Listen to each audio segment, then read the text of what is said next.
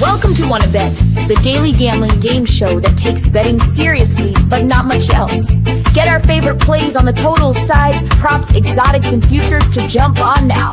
So let's get it started with Jason and Ben. Let's get it started with Jason and Ben. Let's get it started with Jason and Ben. Så till kursen kere konsolata konsolferino. Let's get it started with Jason and Ben. Let's get it started with Jason and Ben. Hey, what's going on, everybody? Thank you for tuning in to Wanna Bet. I am Jason. I'm making sure we've got that tweet sent out. It is a Monday, so we're back with our buddy Eric Casillas, who was with us last Friday, which was fun, but now order is restored. Early Monday show. We've got a lot to get to. Obviously, 2 Monday night games, a Game 7 in MLB, a primetime game in the Premiership that I will be on. There's always the prospect of taking a look at early NCAA games. We cover it all. NBA around the corner.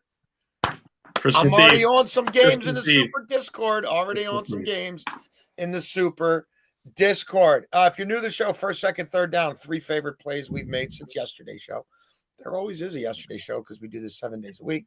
Fourth down's a bit of a catch-all. It can be fourth and short, ways to get you paid quickly in a game or a match. I'll be on that today. It could also be fourth and long shot bets or long-term future bets to get you paid. Overtime, it's football season. We have a football parlay every single day. And around here, unlike the mooks and a-holes, we keep score. We let you know what we're doing well, what we're doing not so well. If you were with me on the early window, we destroyed. Unfortunately, from the moment Jaden Daniels got hurt in that Washington game, and then somehow that mook Brian Dable gave up 33 points in the final 10 minutes of a game to blow a game that we had under at 50 and a half. It went poorly. And then Zach Robinson crapped the bed in prime time, calling plays for the Falcons. We had Christian McCaffrey pulled into the end zone. Big Brother apparently doesn't want to litigate that one, although we got screwed on the Lions play at Arrowhead by Big Brother. So, yeah, we tailed off, basically tread water. Beltway, Ben, you are up pushing 45 units yourself as the drive to get over 60 units and stay over 60 units continues. Yes, we went down big in college football. It's a bad day, but yesterday we bounced back a little bit. Thank God for the Broncos. They helped everything. If the Broncos lose, we finish down a little bit, but the Broncos come back to cash the CMC parlay. We cashed another parlay with them involved. We had the Bears, Broncos, and Browns to win. That cash for like plus 201. We had Kinshawn Judkins over rushing attempts and his anytime touchdown. Those both cashed. He had like 15 in the first half, which is bizarre for a rookie. But he did go over that. So it was a pretty good day all around, and we finished up just over 3 units. Excellent. All our picks, me, Ben, Eric Casillas, available in real time. As soon as we make them, we go into the Super Discord. We tell you what we bet, how we bet it, where we bet it, all that good stuff. We are doing our best to make you guys money and find value in real time, again, across all these markets that we're gambling in.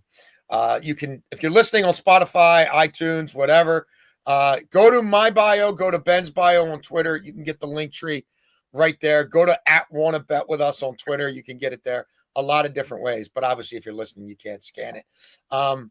So yeah, look, we've been crushing these primetime windows, the standalones, the Mondays, the Thursdays. I guess soon there'll be Fridays again, or maybe Wednesdays. Who knows with this league? EK, you have the honors as always, my friend. Where are you taking us on this wonderful Monday? All right. I'm going to start with a prop, and this is first down. So I will obviously, as we always do, our picks get ascendingly more confident, if you will, as we move it. I'm going to go Baker over 1.5 touchdown passes. This is minus 160 at ESPN. I think he throws 2 tonight. Look, this is going to be a shootout. I know his receiving core is down, but this is not a team that's going to try to run the ball. They basically said, 6, you're our guy, go figure out a way and go win it. And he will. He basically does it every damn week. I think this is the guy who is right now my choice to win the MVP. I think he will win the MVP if he stays healthy. Look at the Bucs schedule down the stretch. Their last 6 games are basically, I think it's Atlanta 6 times. I mean, it's like that. Like that's what they're. I mean, Carolina. It's all New Orleans. It's all that all the way down. So I'm going to take Baker tonight in prime time to throw two. A garbage time touchdown will count, but let me go over 1.5 at minus $1.60. Excellent. Beltway Ben, first down. Yeah, first down, we will go to Nico Collins over 73.5 receiving yards at minus 110. Over this in just 2 of 5 so far. The good thing with him, though, and this is definitely an under game. So I don't love taking props here, but this is the one thing that I like in this matchup. Nico Collins always gives you a chance to cash with the big playability. I mean, of the wide receiver ones in the NFL, he makes more big plays than any of them. CJ Stroud likes throwing it up to him, letting him go get it, and he's fast for his size. He can do a lot of different things well. When you look at what wide receiver ones have done against Seattle, Brian Thomas Jr., who hasn't been able to do anything against anybody all year. His dropping passes hasn't been good. 8 catches, 90 yards. Emeka Egbuka.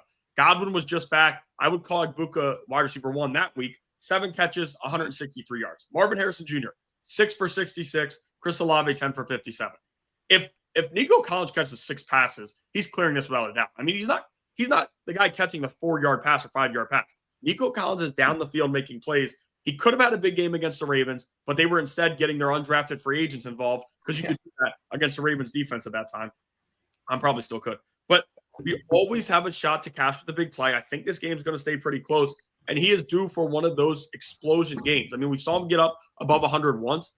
He's the guy, and especially when you have Kirk out of the game, Christian Kirk, when you take him out of the game, I know it wasn't, a headlining signing, but he was a wide receiver too, and he definitely means a lot to that team. You take him off, I do think Nico Collins beats them over the top at least once and clears over 73.5 receiving yards at minus 110.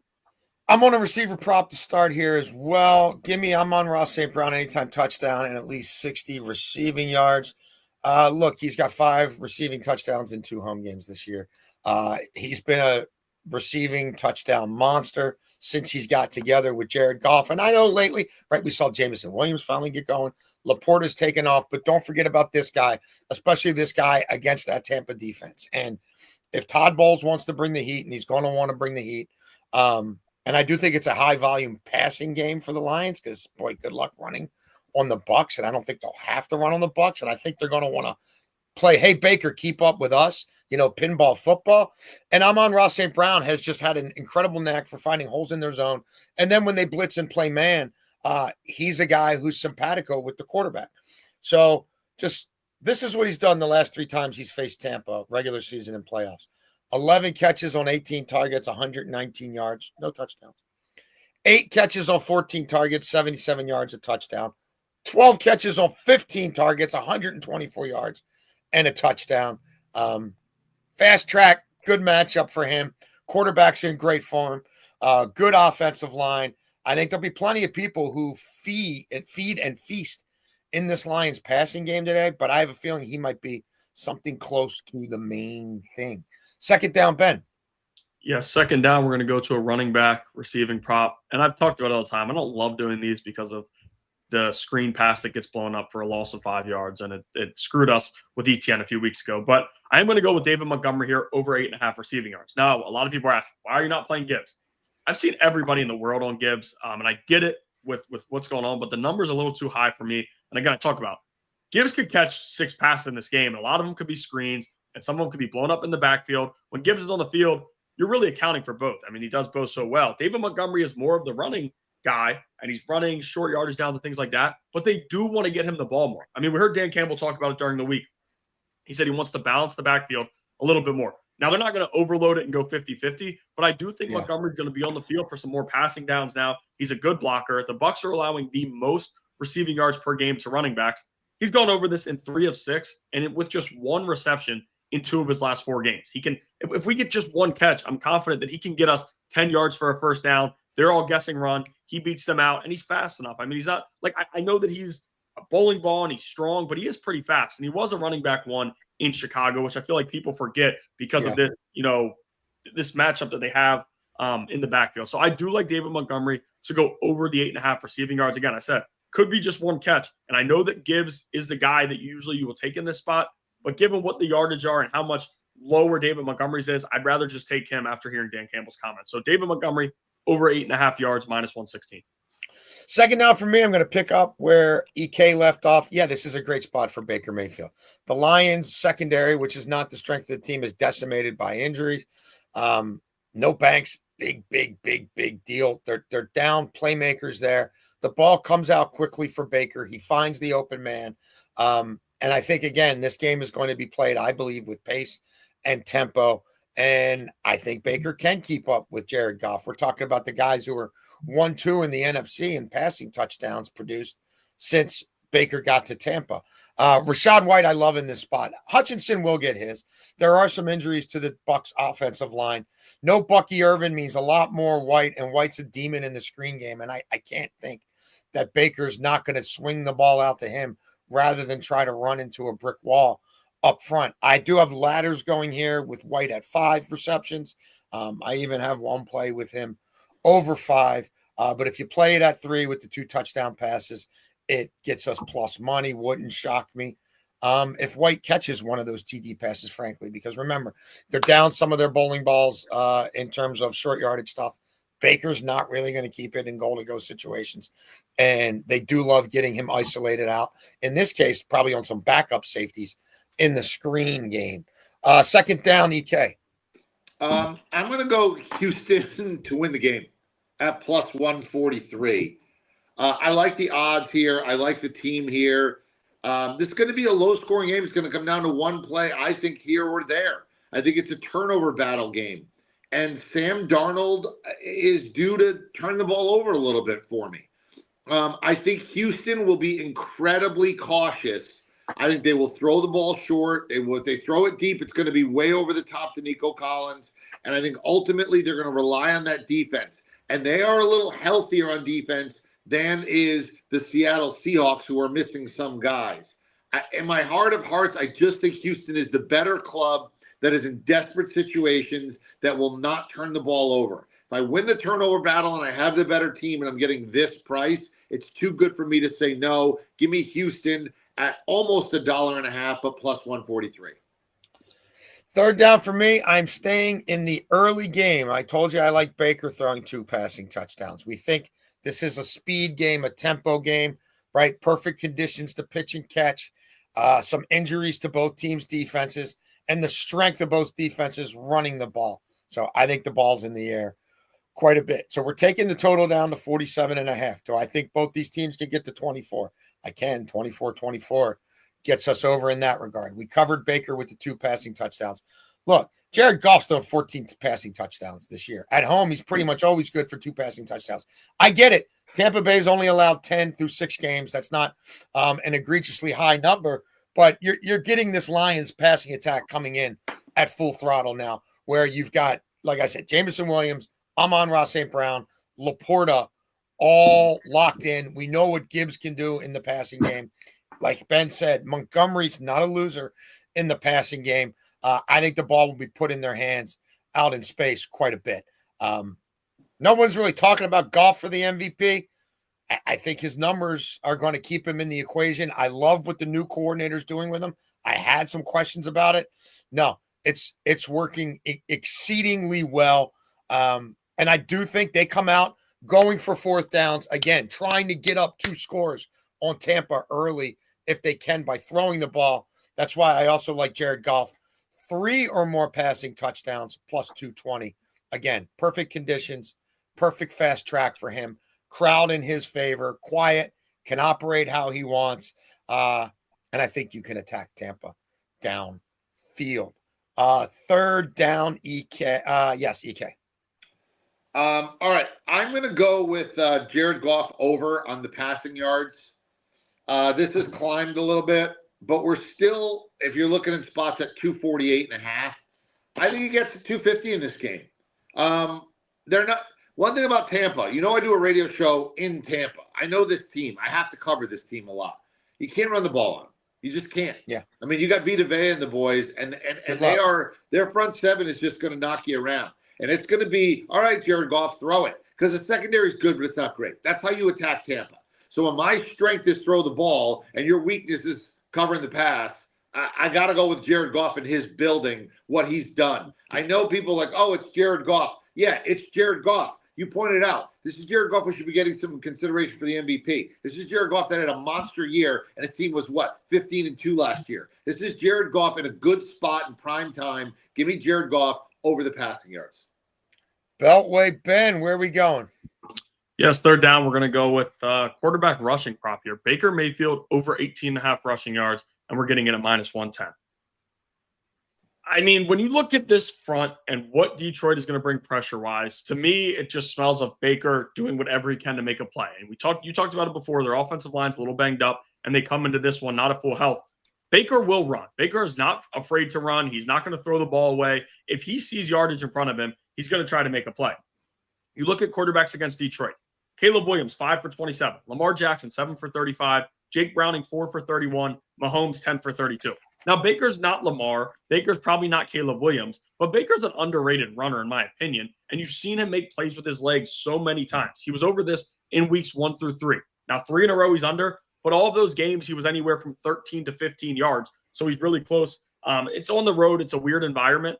This is usually where we see Baker kind of make plays and turn, nothing into something, because he can do that with his legs. He also can do it with his arm. But I do think it's going to be a heavy passing attack for them. And also, this is a ferocious pass rush. They're 5th in the NFL in sacks. If you have guys in the backfield, Baker needs to get out and try to make a play, he will, as I said before. So I do like Baker Mayfield over 18.5 rushing yards at -110.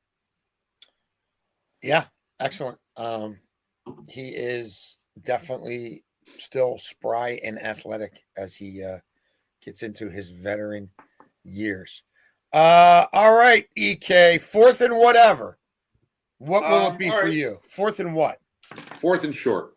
And I'm going to, old reliable that did nip me on a terrible beat this weekend when I go first half under, when Chicago scored a touchdown and then New Orleans had the ball in their own 9 with a minute to go in the first half into the wind and needed a touchdown to beat me and got it at the gun. I mean, it was the worst beat of the year there. I had a lot of play on that, so I'm a little salty, but I'm going back there. I'm going up to the Houston-Seattle game, and there's 21.5. I mean, not that 21 is that key of a first number in the first half, because it's very rare the only way it's going to come into play is if it is exactly 14-7, which is unlikely, especially with these 2 field goal kickers.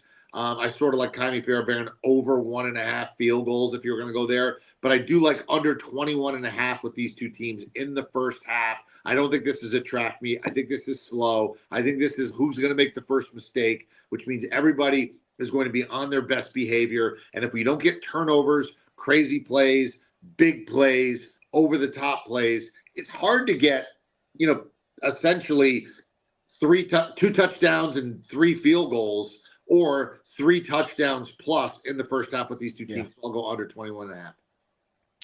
Yeah, I think it's an under game as well. And I think Houston can absolutely, to your earliest point in first down, I think Houston absolutely is in this game till the end.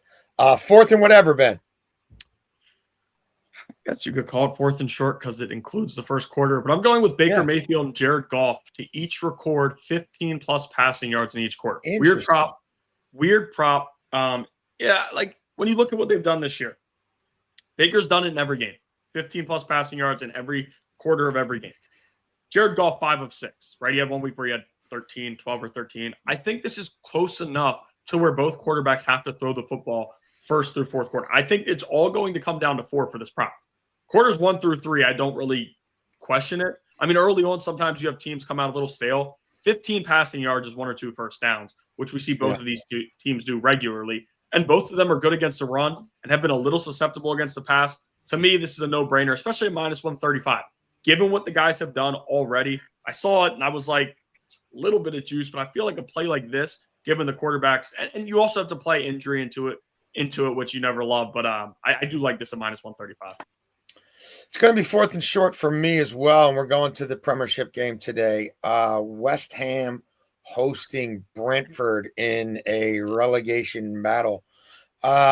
Look, this is a crazy week for the Hammers. So they play on Monday and Friday, which is very unusual that you're playing in both those windows.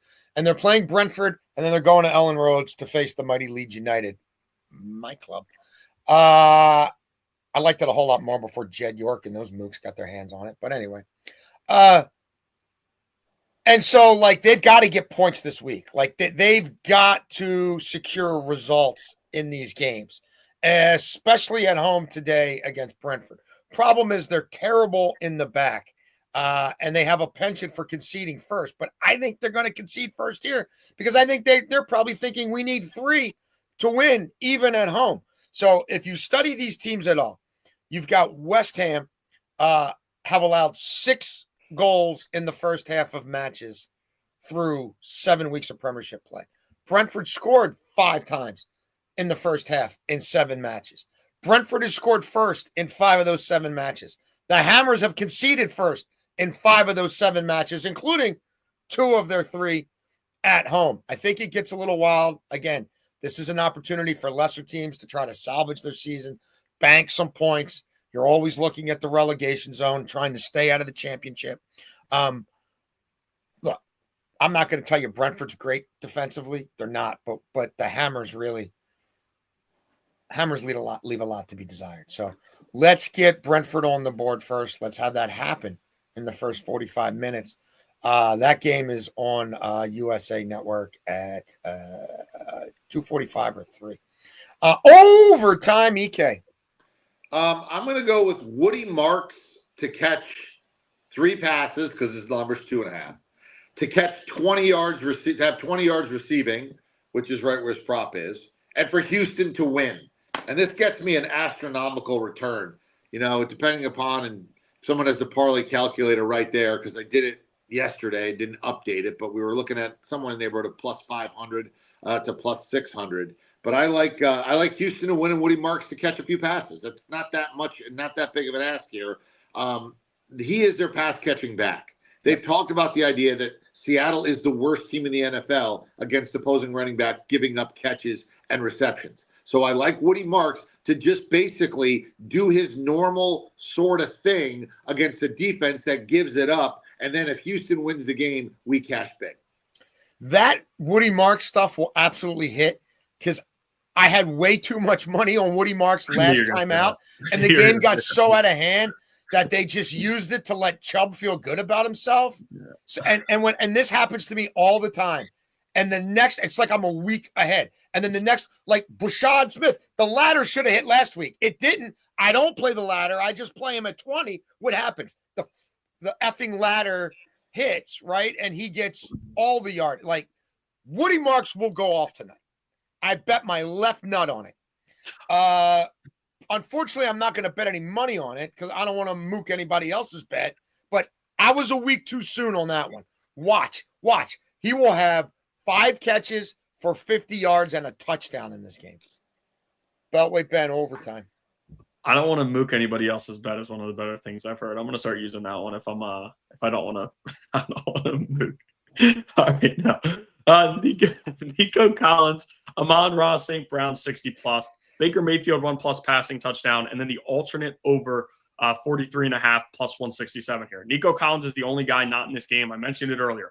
I really don't want to be playing props. You guys know I like these Monday night. I was usually this is the last one we have of the year, but usually on that Monday night window, I do 2. I do 1 for each game. But in that Seattle game, like I can't find enough that I like. I don't want to force anything out there. So I'm just putting Nico Collins with this game. Amon-Ra, Jason broke it down earlier. This guy is different. He's getting 60 in like every single game. It's how he does it. And when you look at that pass defense, he should be able to get a lot of catches. I mean, he'll catch stuff underneath, but he's also can break some tackles and get down the field. Nico Collins, as I said, this could be 1 reception, but I think if he catches 4 to 5, he clears this with no issue. Baker Mayfield 1+ passing touchdown. I think they're going to be playing from behind a little bit. That should be no issue for him. He probably will have 1 in the first half. And like Rachaad White's not scoring a ton of touchdowns on the ground. He's not stealing a ton of touchdowns for their passing game. So I do think Baker, and also Mike Evans is probably back. I'm going to consider betting him tonight. I know it's probably public. They get him a touchdown every possible chance they can. And then the over, like this number is perfect. 24-21, we cash here. I do like this number to go over. I think the regular number goes over, but I will move it down to 43.5 just to get us to plus 167. So again, if you're listening on Spotify, Nico Collins, 60+ receiving yards, Amon-Ra St. Brown, 60+ receiving yards, Baker Mayfield, 1+ passing touchdown, and then the Tampa Bay Detroit over 43.5 at plus 167. Overtime for me, just a little two-leg parlay here. I think one of these games is an over game and one of these games is an under game, and we're going to move those lines around a little bit to get us some plus money. Look, I've talked a lot about the Detroit-Tampa game. Houston and Seattle, why do I like the under? Well, Mike McDaniel can't win at home. And Mike McDaniel needs to start winning at home. And I think Mike McDaniel plays a defense that wants to keep everything in front of him and make you earn it. And if you're going to go 80 yards, it's going to take you 12 or 15 plays. That burns clock. You've got a Houston team also coached by a defensive-minded head coach, former linebacker DeMeco Ryans, who knows, take what happened in Baltimore out of the equation. He knows that C.J. Stroud on the road ain't good. You don't want volume there. You don't want to ask him to do too much. It's an accident waiting to happen. The offensive line looks like it's trending a little better. It still ain't great. They're on the road in a raucous environment with the Seattle fan base that's desperate to win at home because this dude only wins on the road. I think he leans into the run game, even though Seattle's only giving up 80 per game on the ground. I think he throws to Woody Marks a lot. I think it's high percentage passes, and I think the clock gets moving. Houston games average 34 total points this season. I'm going to repeat that. Houston's games average, not them, because they're not scoring at all, average 34 points per game. Houston's allowing 12.2 points per game. I get it. They played one game fewer than some people because of the early bye. It's a legitimate defense with two kick-ass pass rushers and maybe the best secondary in football. And it travels. So you got to get 49 to beat me. Hopefully nobody pulls a Brian Dable in this one and skull bleeps this in the final 6 minutes, but you never know. That's why it's called gambling. Beltway Ben, let the people know how it's been going around here. There you go. The drive for 60 units remains on. I dragged us down a little bit yesterday. Liverpool match was something else too, man. Never seen one dude hit the post 3 times in 60 minutes himself, but it happened. Sports Betting Super Discord. Get all our picks in real time there. Me, Ben, EK, every single time we make a bet, we tell you where we bet it, how we bet it. We're available to you guys to answer questions, whatever. We got a lot of fun stuff going on there. Beltway Ben, are we noon tomorrow? Yeah, noon should be good. Noon tomorrow. NBA starts tomorrow. Super fired up about that. Can't believe we haven't seen many NBA futures from Beltway Ben. Maybe that's changing. I will be on a couple games. I know that for sure. So, yeah, another big week here at WannaBet. We appreciate you guys tuning in. Again, if you're watching, you can listen on Spotify, on Apple Podcast, on the Odyssey app, on iHeartRadio app, I believe. So they tell me. You can catch us on YouTube. You can catch us here. You can go to www.wannabetwithus.com, find all our platforms. We will see you to bet some more tomorrow at noon.